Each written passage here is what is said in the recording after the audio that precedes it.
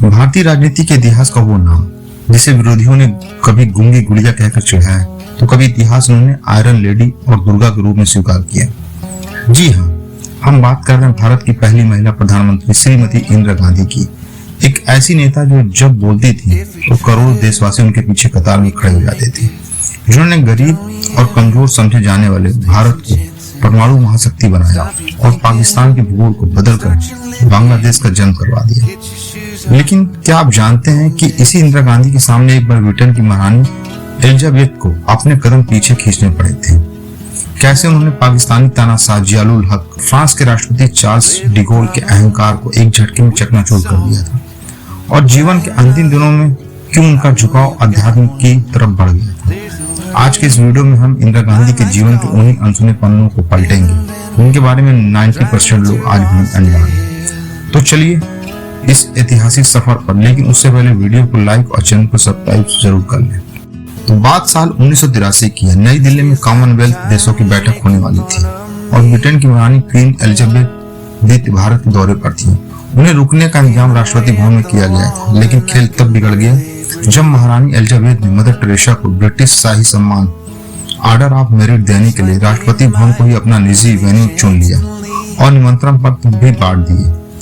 जब यह बात इंदिरा गांधी तक पहुंची तो उनका स्वाभिमान जाग उठा। उन्होंने चीफ कोऑर्डिनेटर नटवर सिंह को बुलाया और दो टूक कहा। जब भारत गुलाम था तब राष्ट्रपति भवन उनकी जागीर थी, लेकिन आज स्वतंत्र भारत के राष्ट्रपति का निवास है। ब्रिटेन की महारानी यहाँ से अपना शाही फरमान जारी नहीं कर सकती। जब ब्रिटिश प्रधानमंत्री मार्गरेट थैचर ने कहा कि अब वेन्यू बदलना मुमकिन नहीं है, तब इंदिरा गांधी ने वो कूटनीतिक चाल चली जिसने ब्रिटिश हुकूमत के होश उड़ा दिए। इंदिरा जी ने संदेश भिजवाया, ठीक है महारानी कार्यक्रम कर ले, लेकिन याद रहे अगले दिन का यह मुद्दा भारत की संसद में गुंजेगा और विवाद में महारानी का नाम भी घसीटा जाएगा। यह सुनते ही ब्रिटिश खेमे में हड़कंप मच गया। नतीजा महारानी एलिजाबेथ को झुकना पड़ा। कार्यक्रम रद्द हुआ और बाद में उन्होंने राष्ट्रपति भवन के गार्डन में सिर्फ एक टी पार्टी के दौरान मदर टेरेसा को सम्मानित किया। यह थी भारत की संप्रभुता की ताकत। इंदिरा गांधी सिर्फ अपने देश में नहीं बल्कि विदेशी मंचों पर भी हाजिर जवाबी की मिसाल थी। पहला वाक्य जिम्बाब्वे का, जहां पाकिस्तान के राष्ट्रपति जियाउल हक ने इंदिरा जी से कहा, मैडम प्राइम मिनिस्टर, प्रेस में मेरे बारे में जो बकवास लिखी जाती है उस पर यकीन मत कीजिएगा। इस पर इंदिरा गांधी ने मंद मुस्कान के साथ ऐसा तंज कसा कि जियाउल हक पानी पानी हो गया। उन्होंने कहा, राष्ट्रपति महोदय, मैं जानती हूँ इन प्रेस वालों को कुछ पता ही नहीं होता, तभी तो वो आपको डेमोक्रेट और मुझे डिक्टेटर कहते हैं। जियाउल हक खिसिया गया और उन्होंने मोरारजी देसाई के दौरे के अच्छे रिश्तों की दुहाई दी तो इंदिरा ने साफ कह दिया, अब मोरारजी देसाई भारत के प्रधानमंत्री नहीं है। ऐसा ही कुछ फ्रांस के राष्ट्रपति चार्ल्स डिगोल के साथ, जो राजनीति में महिलाओं के आने के सख्त खिलाफ थे। 1970 में जब इंदिरा गांधी पेरिस रुकी तो डिगोल को लगता था कि एक महिला भारत जैसे बड़े देश को क्या संभालेगी, लेकिन जब डिनर टेबल पर इंदिरा गांधी ने उनके सामने फर्राटेदार और शुद्ध फ्रेंच बोलना शुरू किया तो डिगोल के होश उड़ गए। उस डिनर के बाद डिगोल को झुककर कहना पड़ा, इस महिला के नाजुक कंधों पर भारत का भारी बोझ है, लेकिन इसके कंधे झुके नहीं हैं, इनमें गजब की ताकत है। इंदिरा जी जितनी बाहर से कठोर थी, अपने देश के आम लोगों के लिए उतनी संवेदनशील थी। अपने पिता जवाहरलाल नेहरू की परंपरा को आगे बढ़ाते हुए वह हर सुबह ठीक 8:20 पर अपने आवास पर दर्शन दरबार लगाती थी, जहां देश के कोने कोने से गरीब लाचार लोग अपनी समस्याएं लेकर आते थे। वरिष्ठ लेखिका कुमकुम चड्ढा बताती हैं कि इस दरबार में दिल्ली से बाहर के लोगों को प्राथमिकता दी जाती थी और कोई इलाज के लिए आता था तो सिर्फ अपनी इस जन नेता की एक झलक पाने। लोग आदर से पैर छूने की कोशिश करते थे। इंदिरा जी विनम्रता से मना कर देती थी।